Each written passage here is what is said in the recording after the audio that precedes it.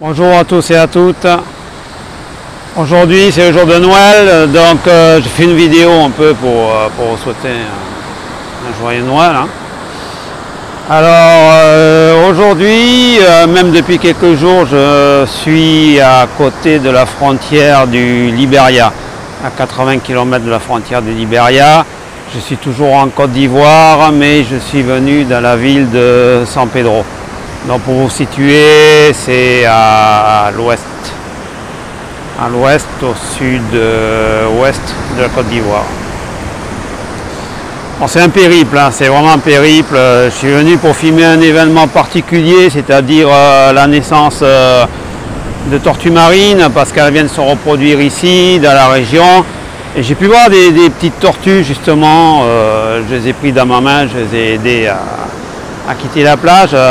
Je vous mets la vidéo ici d'ailleurs.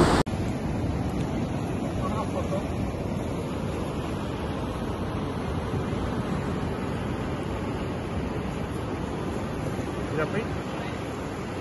Kevin.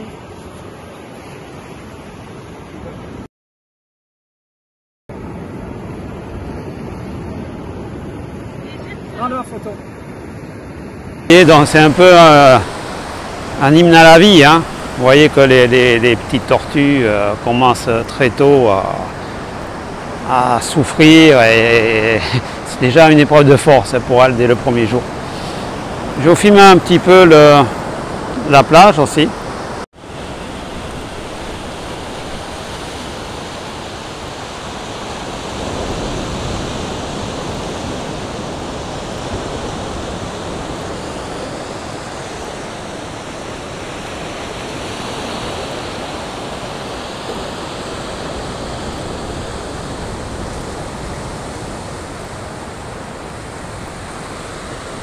Non, je sais qu'il y a beaucoup de gens qui veulent savoir de mes nouvelles puisqu'ils sont également impactés par le cancer. Alors la bonne nouvelle, c'est que j'ai fait un taux de PSA, j'ai fait calculer mon taux de PSA en fait. Ça fait à présent pratiquement 3 mois que j'ai arrêté l'hormonothérapie. Pour le calcul de mon taux de PSA, ça faisait 2 mois et demi que j'avais arrêté l'hormonothérapie. Donc je vous le mets ici.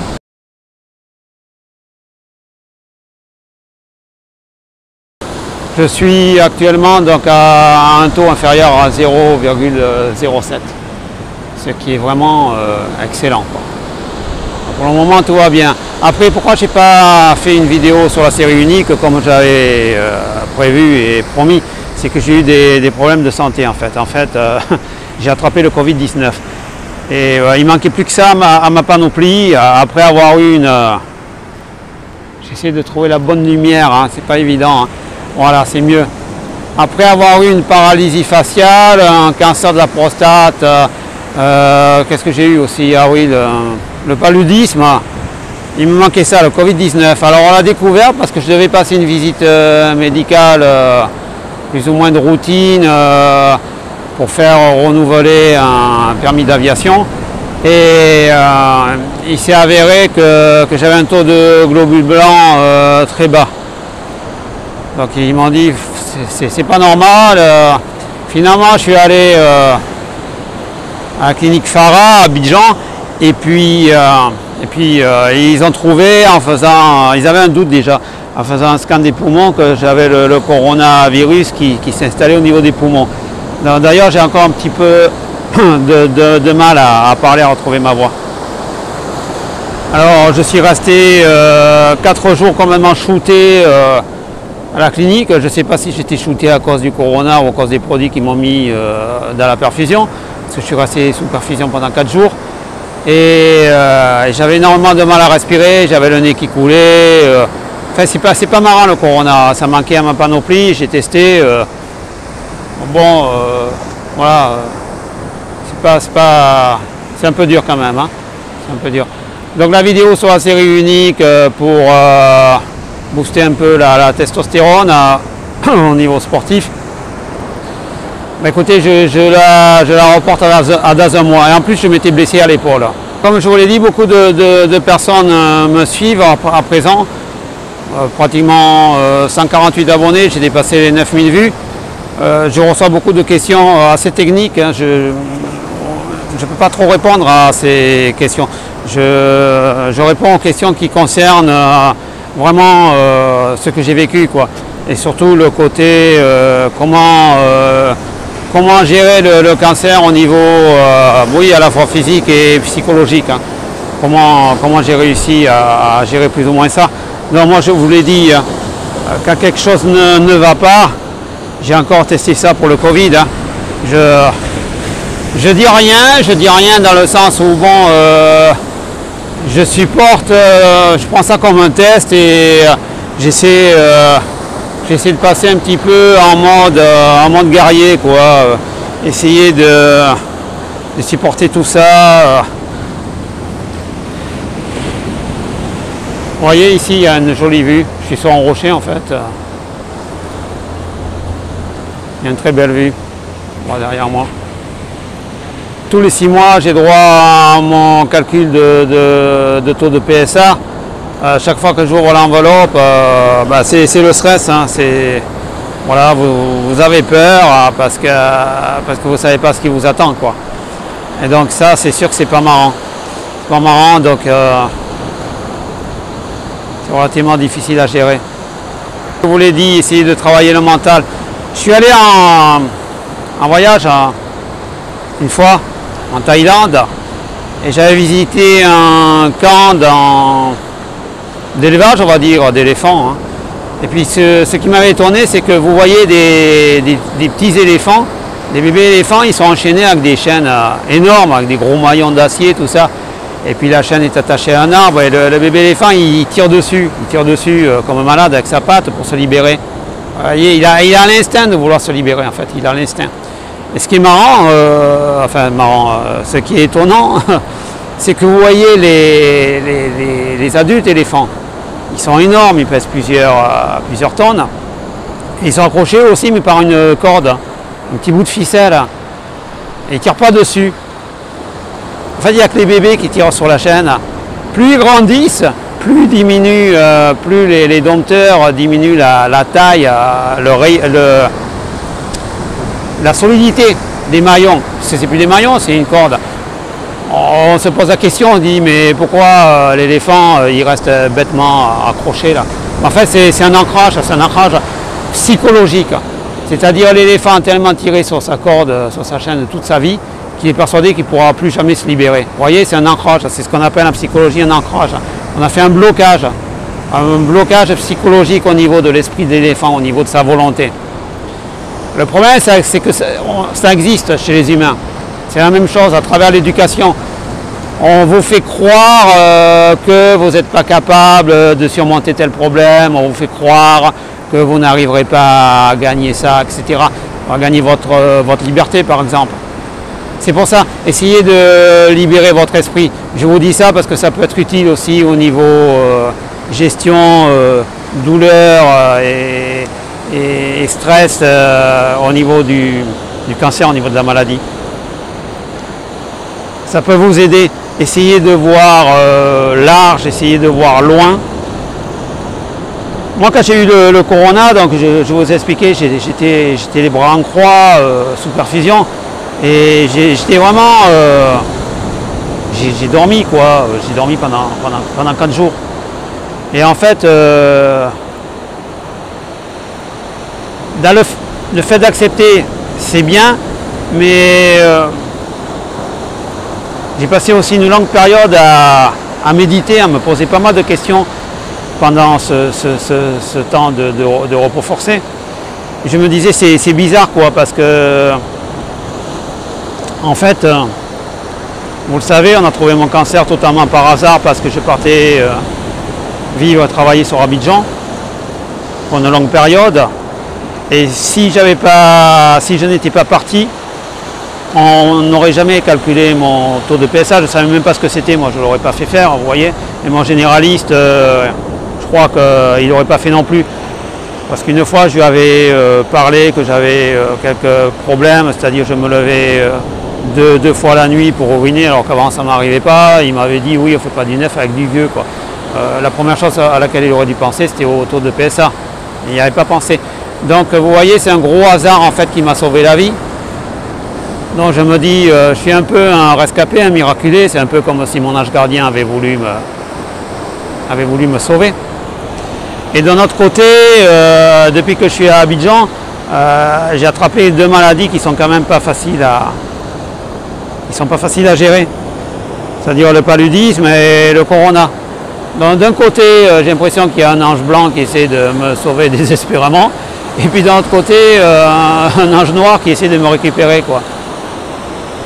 Donc je pensais un petit peu à ça. Et enfin, chacun son karma, chacun sa vie. Donc pour revenir aux fameuses bébés tortues que je vous ai montrées, ben voilà, c'est pareil, c'est la lutte en permanence. Donc je ferai ma prochaine vidéo à peu près d'ici un mois et demi. Hein. Je la ferai au niveau de la salle de sport. Bon, j'espère que l'endroit vous a plu parce que j'ai vraiment galéré pour venir. Hein. Vraiment c'est dur. Hein. Vraiment c'est dur et je redoute le départ. Je repars demain par la route. Je ne reprendrai toujours pas la côtière, mais je vais prendre la route des terres. Comme je vous l'ai dit, la moitié est complètement défoncée, quoi. Je m'attends à avoir le dos en compote, les amortisseurs de la voiture aussi d'ailleurs. Hein. On ne va pas dire que les voitures apprécient. Donc voilà, je donnerai régulièrement de mes nouvelles, comme je fais d'habitude, pour vous montrer qu'on peut survivre. Hein. Essayez de garder un esprit positif. Bon, si je survis à peu près à tout ça, vous pouvez en faire autant. Hein. Je vous le répète. Hein. Je vous le rappelle, hein, pour ceux qui ne me connaissent pas, j'avais, puisque maintenant je suis en rémission, un cancer localement avancé, PSA 15,9, score de Gleason 4+3. Vous voyez que c'était pas gagné d'avance. J'arrive à m'en sortir, j'ai rien d'exceptionnel. Je le répète, hein, 1m69, 63 kg, je vais avoir 58 ans dans 3 mois. C'est le sport, pardon, c'est le sport qui m'aide, hein. C'est le sport. Ça m'aide beaucoup. Passer en mode guerrier et puis voilà. Mais bon, pour parler franchement, j'ai des fois d'énormes. J'ai encore, hein, j'ai un moment de déprime, hein, c'est dur. Hein. Franchement, c'est dur. Hein. Je fais aussi ces vidéos pour moi également, ça j'en avais déjà parlé, ça me permet d'exorciser aussi. Ça me permet d'exorciser ma peur du retour du cancer, hein, parce que je me dis, bon, ça peut toujours revenir ce truc-là, puisqu'on parle de guérison au bout de 5 ans. Et puis ça me permet de me sentir un peu utile. J'ai l'impression de souffrir un peu pour vous, quoi. Je veux dire, je me dis, bon, voilà, mettons le corona, je l'ai pris de façon positive. Je me suis dit, bon, je vais voir ce que ça fait. Je vais le détailler, je vais expliquer qu'on peut avoir un cancer puis un coronavirus et puis s'en sortir. Au niveau des sensations, ce que j'ai ressenti, je vous l'ai dit, moi ça s'est logé au niveau du poumon, moi j'avais du mal à respirer. J'ai encore toute petite gêne, j'ai fait une kiné respiratoire. C'est pour vous donner une image positive, contrairement à celle des médias où ils vous disent ouais c'est la fin du monde, tu as chopé le corona, tu vas mourir, il y a eu 15 millions de morts sur la planète ou je ne sais pas combien. La preuve qu'un petit gabarit peut s'en sortir. Idem pour le cancer. Les médias vous disent oh là, cancer, en gros, ils tirent une tête pas possible, ils vont vous dire vous êtes condamné à mort. Non, non. Moi j'espère que ça vous a plu. Hein. J'ai quand même fait 7 heures de route. Comme d'habitude, hein. Désespérez pas, et surtout croyez en vous. Hein. Croyez en vous. Et faites ce que vous avez envie de faire. N'écoutez pas les gens autour de vous. Parce que, une dernière chose, quand j'ai appris que j'ai eu le cancer, vous voyez, je l'ai déjà dit, je devais partir sur Abidjan. Il y a beaucoup de gens qui m'ont dit Philippe, t'es fou de partir là-bas, t'es complètement malade de partir en Afrique noire avec un cancer, mais t'es n'importe quoi, tu survivras jamais. Bon, j'ai fait ma radiothérapie en France Et j'avais commencé mon hormonothérapie en France et j'ai terminé mon hormonothérapie en Côte d'Ivoire. Hein. Je veux dire, je partais avec 10 doses, hein, une dose par mois. Après, les Nantone, vous pouvez l'acheter sous forme plus concentrée, avoir une injection tous les 3 mois au lieu de tous les mois. Vous voyez, si vraiment vous baroudez loin, vous avez du mal à trouver un ou une infirmière, vous pouvez faire ça. Moi, j'ai gardé sous forme d'injection de 1 mois parce que ça me convenait bien. J'ai eu la chance de trouver une infirmière ici qui avait travaillé dans un centre de cancer. D'ailleurs, il y a un centre à Abidjan de radiothérapie hein, également. Il a ouvert en 2017, décembre 2017. Donc je fais calculer mon taux de PSA là-bas. Vous pouvez le faire calculer n'importe où, il suffit de le demander, c'est une prise de sang classique.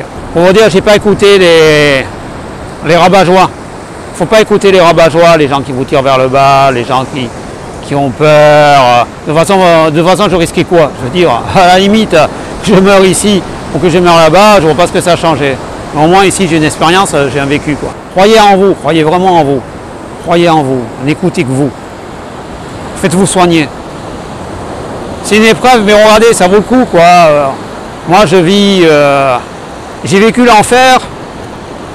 Maintenant, je ne dis pas que je suis au paradis, mais je vis autre chose. Vous voyez, ça valait le coup. Ça valait le coup que je me fasse soigner, que je subisse tout ça. C'est pour ça que je fais cette vidéo aussi, pour vous montrer. Grâce aux soins médicaux, grâce au protocole que j'ai suivi, je suis là. Vous voyez, en train de je rends l'appareil au bébé, je renvoie l'ascenseur au bébé tortue, je les aide. Vous voyez, on m'a un petit peu aidé, la médecine m'a aidé, bah, j'aide des tortues, il n'y a aucun rapport, mais bon, c'est un échange de bons procédés. Allez, merci à vous. Hein. Croyez en vous, n'essayez rien de tomber. Joyeux Noël. Hein.